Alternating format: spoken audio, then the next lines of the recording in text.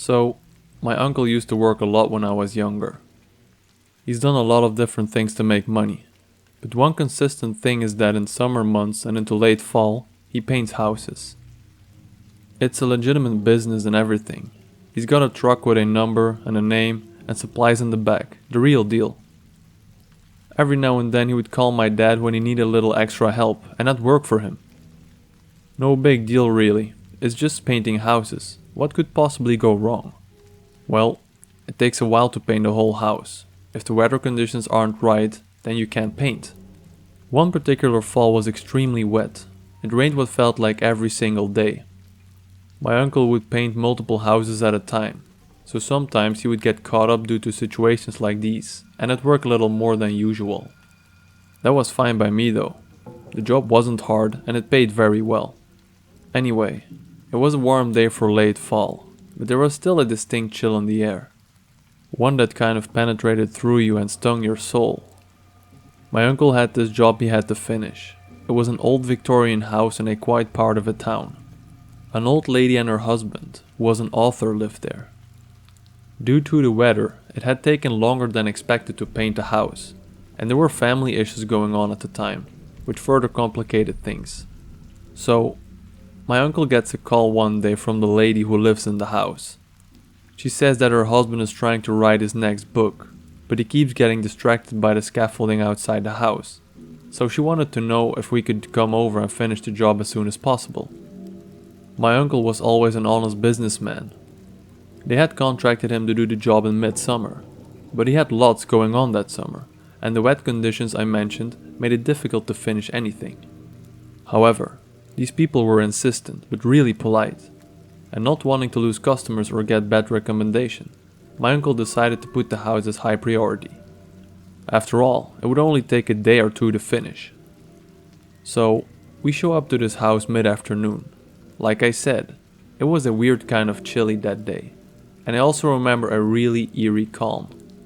As we arrived, we moved straight to the back. The front of the house was already been done, so there was nothing left to do there.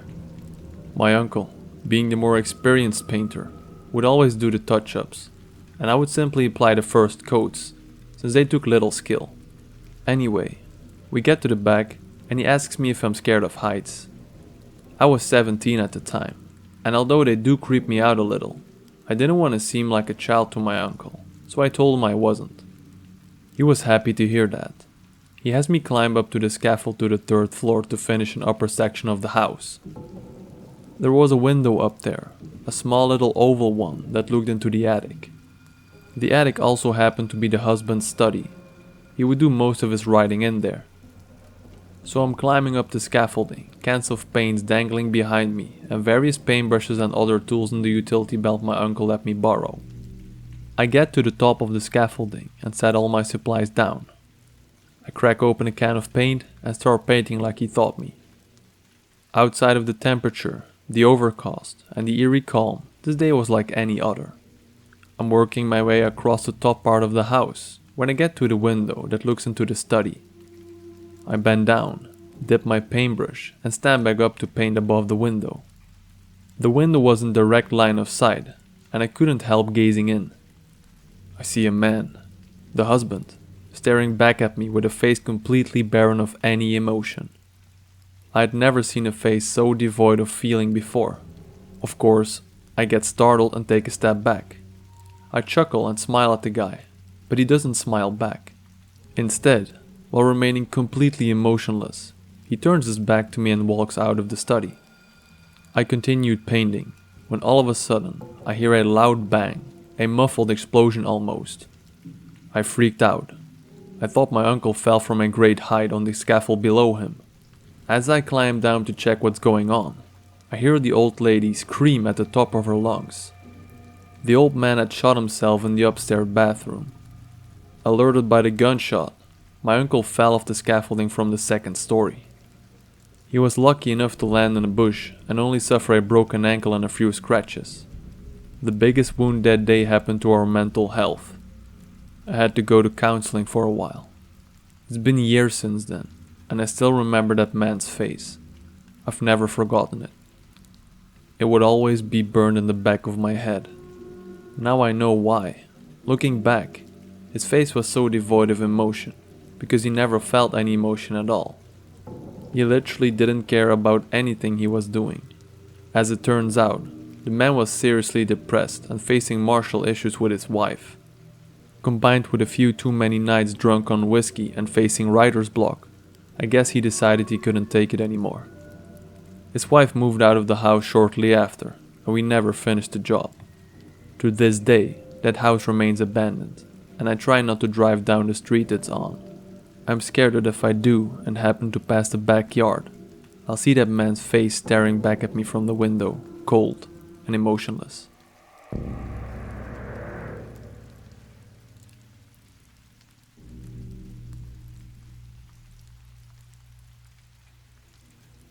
Fresh out of nursing school, I got my first real job in a fairly large hospital, in a department that I honestly never thought I would ever work in. It was a 6-bed cardiac ICU, with rooms that overlooked the city capitol building. It was a very nice unit, and I started out working 12-hour night shifts. The hospital I worked at had 4 other ICUs that were always full, so my unit always ended up being code bed, meaning if someone was arrested or went downhill fast somewhere around the hospital, they came to us. I had been working there for over a year now, and I was no stranger to death. Each patient of mine who had died on my shift was usually already on their way out. Their families were by their side, the DNR order was signed, and the funeral home was already picked out. It was rarely ever a surprise. In fact, the only time I was ever needed to do CPR on my shift, it was not even my department. So I went on a nice long 2-week vacation, got engaged, and had a beautiful tan. On my first night back, I received a report from the day charge nurse. She said she was off for a few days, and suggested to remind the next day charge nurse that the priest was coming in the morning to bless room 4. I thought she was kidding at first, but she was serious. Apparently, while I was on vacation, every patient who was admitted to that room had died. But this came as no shock to me. People died often in our department, and it being a very religious institution, having a chaplain for almost every department, I just shook it off. Then she said room 4 was empty, and that it would serve as code bed for the night. Around 2 a.m., I got a call saying that they have someone to fill our open bed. The ICU downstairs was now going to be code bed, so we were getting your run-of-the-mill chest pain, take a look in the morning kind of patients. Nothing to get excited about at all. We get the patient admitted and all settled in room 4. He was a gentleman about 50 or so years old, very pleasant. His wife was with him, and she looked dead on her feet. I got her some warm blankets, and took her to our waiting room that had cots so she could get some rest. Around 3:30, I was watching monitors and the cameras in each room. All the patients were fast asleep. The cameras all cycled through about 3 seconds on each small TV we had on the desk. Room 1 was fine. Room 2 was fine. Room 3 was fine. Room 4, there was some kind of blurred shadow in there. It cycled too quickly for me to get a good look, and the doors to the unit were locked. Maybe the other nurse let his wife back in. I walked down the hall and glanced inside. There was nobody. I shrugged it off. It was late, and I was tired. I was probably just seeing things. I went back to my desk and continued watching the screen. Room 1, Room 2, Room 3, Room 4. I was not imagining anything. There was someone in Room 4. There was some kind of shadowy blur standing in the room's corner. I could not move my body. It cycled through again. This time, it was closer to the patient's bed, by maybe 2 or 3 feet. The hair stood straight up on my neck. The next time it cycled through, it was even closer. It stood directly in the light coming from the hallway, but despite the light, it was still shrouded in darkness. It cycled through again, and it was right next to the bed. My heart started pounding, and I could barely speak to the nurse on the other end of the desk. As soon as my words formed and I was able to make some kind of noise to get her attention, the alarm on the monitor went off, signaling that the patient had a cardiac arrest. The overhead system came on, A cart is needed in CCU room 4. People poured into the department. Doctors, nurses, pharmacists, respiratory therapists. They all rushed into the room, but I couldn't move. It cycled through the rooms again. Room 4 came up, and this time the lights were on, and there were 10 to 15 people surrounding the bed, doing CPR and slamming meds into his IV. Someone went to get his wife from the waiting room, but it was too late. The man died of a heart attack. Room 4 was blessed that morning, right on schedule, and I put in my 2 weeks notice. I couldn't handle it anymore.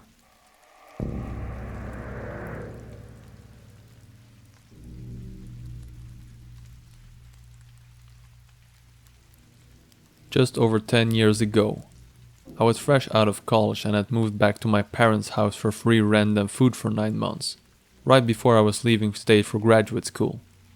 To earn some scratch, I took a part-time gig doing some light bookkeeping for a small business owner that my dad knew. They had a business where you could rent low-level farm equipment, a small mom-and-pop type thing in sticks. Since they knew my family, they trusted me to go in there for about 15 or 20 hours a week. I check and file rental forms, make sure nobody missed a payment, or answer an email, or discuss prices, availability, etc. Super easy gig. The old building where I worked was about 90 years old and at the top of this little hill. I could work any hours I wanted to, as long as the work got done, so I'd usually go in after 7 PM and stay until around midnight or 1 AM. Since I knew I'd be alone, I could listen to music loud and take my time. The office was on the second floor of the building and looked out onto the long driveway. One night during winter, it had snowed a few inches, but I was so desperate to get out of the house, so I went into work at about 8 PM. I always left the gate open at the bottom of the hill, since, believe me when I say that, nobody ever showed up at night. We were literally in the middle of nowhere. To even turn onto our short road, you had to only be coming to our specific building and know it was there beforehand.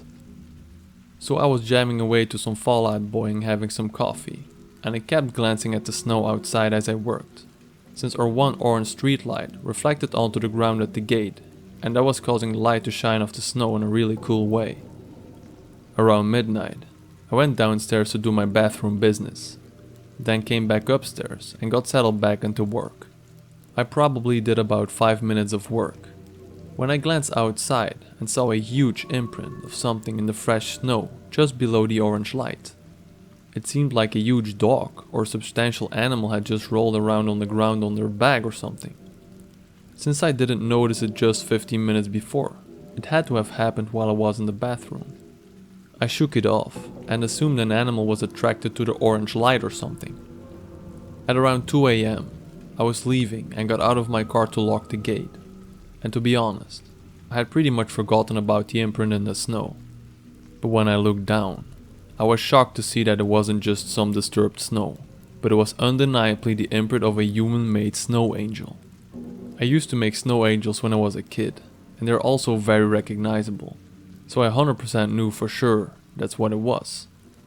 But it wasn't from a kid, it was from a very large person. And I already knew, whoever had made this snow angel could easily have looked up and have seen me through that window, so they must have waited for me to head downstairs to the bathroom to make this snow angel. No cars had pulled up into our building. I would have seen or heard them, even from the bathroom. So I glanced around for footprints in the snow and saw that there was one set that led to the nearby woods to the right side of our building. It was clear that the person didn't use the road, but instead came from the opposite side, which instantly made me uneasy, since that side was just trees and darkness for miles and miles. By now, I was freaking out and trying to get back to my SUV. And that's when I heard it. Before I could get inside, I heard a loud, high-pitched laughing coming from the woods. It almost sounded like a fake laugh, like the witch in The Wizard of Oz, like someone was doing it to fake on purpose. It was close enough that I knew they could see me, but I couldn't see them at all, since other than that street light I was under, there was no illumination. After a few seconds of laughing, it stopped. And then it was just silence everywhere, except for my heart's beating through my ears.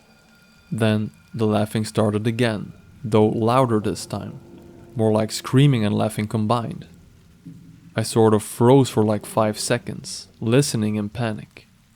Now, I spent a lot of time in that area, and I know what coyotes and foxes sound like at night with their high-pitched screeches during mating season, but this was very, very human. It felt like it was an adult male trying to emulate a woman laughing, like someone was deliberately trying to make a fake scary shriek laugh in order to scare someone. Well, it freaking worked. After 5 seconds, I immediately filled up with adrenaline, got in my car and drove the hell away from there as fast as I could without sliding off the road. I worked there for another 6 weeks or so and never had a single issue, though I knew where my boss kept his gun, and I always made sure it was there before I started my shift. And I certainly always locked that gate from then on.